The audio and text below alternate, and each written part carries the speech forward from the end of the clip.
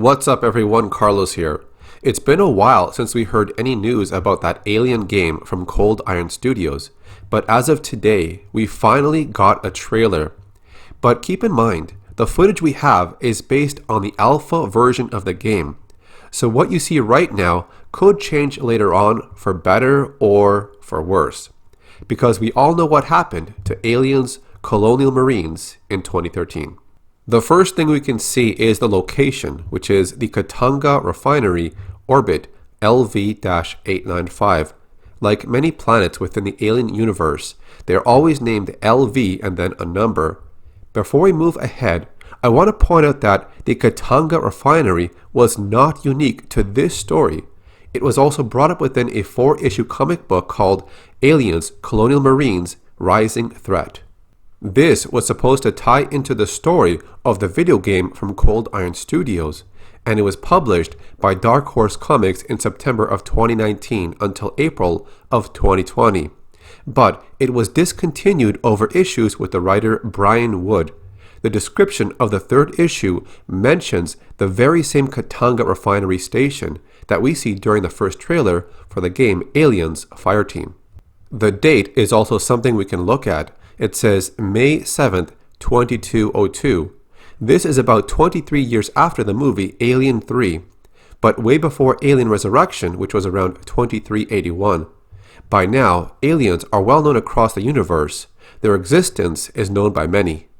The game was supposed to have an MMO style of gameplay from what we heard over a year ago, but it seems things have changed.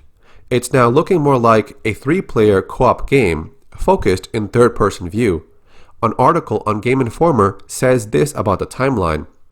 In other words, don't expect to see cameos from familiar characters or to revisit locations that we've explored time and time again. Instead, players will be experiencing an all-new storyline that spans 4 campaigns, each containing 3 missions. You play as a newly recruited member of the United States Colonial Marines. You create your own soldier. Choose from one of 5 classes: Gunner, Demolisher, Recon, Technician, and Doc, each with their own combat roles. For example, technicians can deploy portable turrets to lock down hallways or provide additional support fire. Docs can provide their teammates with temporary buffs and healing, and so on. Players can further customize their characters with different cosmetics, weapon upgrades, unlocked perks, and more. It doesn't appear to be a crazy deep amount of RPG-style tinkering, but it seems as though Cold Iron has been developing Fireteam with an eye toward replayability. The mission we see in a live demo is set on an abandoned orbital refinery named Katanga. The USS Endeavour, which is your hub between missions, has responded to the site after receiving a mysterious distress call. Cold Iron wants players to play through missions repeatedly. To encourage that, the team is giving players the option to play modifier cards before deploying, which can change the game in myriad ways. You might activate a noir modifier, which changes up the color palette, or you could do something that significantly adds to the challenge, such as a card that only registers headshots when battling xenomorphs. Playing these cards can earn you bigger rewards, including cosmetics, when you're finished. The studio did not talk about pricing and other details when first discussing Aliens Fireteam, but studio head Craig Zinkiewicz later clarified that this was not going to be a live service title. In addition, he emphasized the importance for this game to exist on its own, without charging players for a steady drip of loot boxes and other microtransactions. Players are going to encounter a wide variety of alien types. It's listed that there will be over 20 different types of enemies in the game, ranging from facehuggers to Praetorians, and each one having their own artificial intelligence, so that means they act in different ways. Because there are different roles to fill in the Fireteam, you'll have to properly assign who is best fit for that class. It's going to involve a lot of teamwork. The game also seems to have a cover system, which reminds me of Gears of War and other games like that. Over on the website bleedingcool.com, Craig Zinkiewicz, head of Cold Iron Studios, had this to say about the game. With Aliens Fireteam, you and your friends will experience stepping into the boots of a squad of hardened colonial marines, fighting in the ultimate battle for survival. This is the action game Aliens fans have been waiting for. Hordes of different xenomorphs swarming over ceilings and across walls, surrounding your team and striking from every angle. Work together, customize your character, utilize tons of weapons and gear, and well, you just might get your fire team out alive. There's also this statement from Josh Valenci, executive producer at 20th Century Games. We're thrilled to be working with the team at Cold Iron Studios on this new chapter in the Alien franchise. Aliens Fireteam expands the story into new corners of the universe as the Colonial Marines aboard the USS Endeavour desperately battle to survive a universe of sinister corporate secrets, ancient alien ruins, and deadly xenomorph legions. Alien fans should prepare for a xenomorph fight like no other. The game is set to be released sometime in the summer of 2021, but that could change as well. It's going to be available on many platforms such as PlayStation 5, Xbox Series X and S, PlayStation 4, Xbox One, and Steam, which is on PC. However, the game will not ship with crossplay, so you'll be stuck with playing with friends who have it on the same platform as you.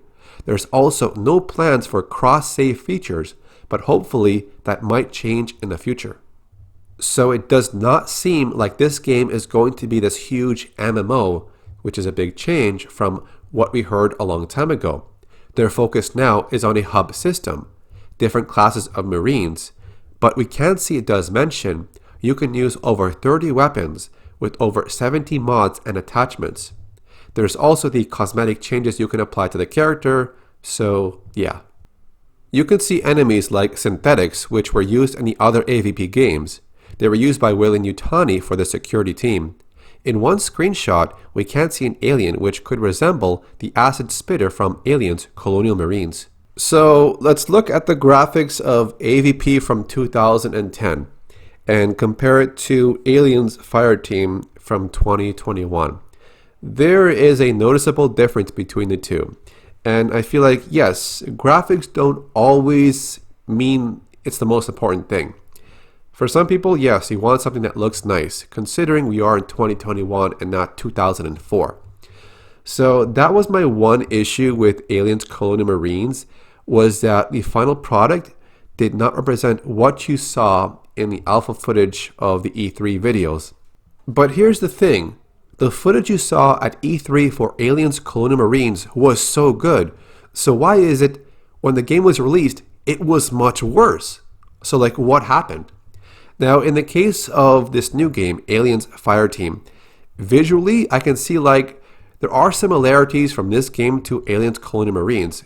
You know, just judging by the graphics, the lighting, the character models, the way the aliens move, and so on. But I am hoping the game is going to be good, or at least better than Aliens Colonial Marines, because, yeah, that game was a hot mess.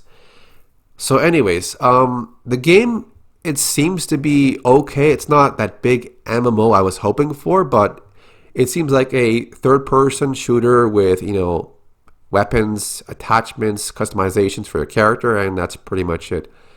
But as for using the aliens and maybe a multiplayer mode, I guess we'll see what happens later on. But they also did not mention what the melee combat system is in the game, unless I missed it somewhere. If you look at screenshots or still images, you can say the character models, the graphics, the lighting, the textures, it all looks really nice. However, that could look different in the final version with a lot of movement and motion blur. So I will pick up the game on Steam when it is released, and I'll give it a shot and see how it goes. But of course, we shall see if the community will support this game in the long run. So what do you think about this game so far? Put your thoughts in the comment section.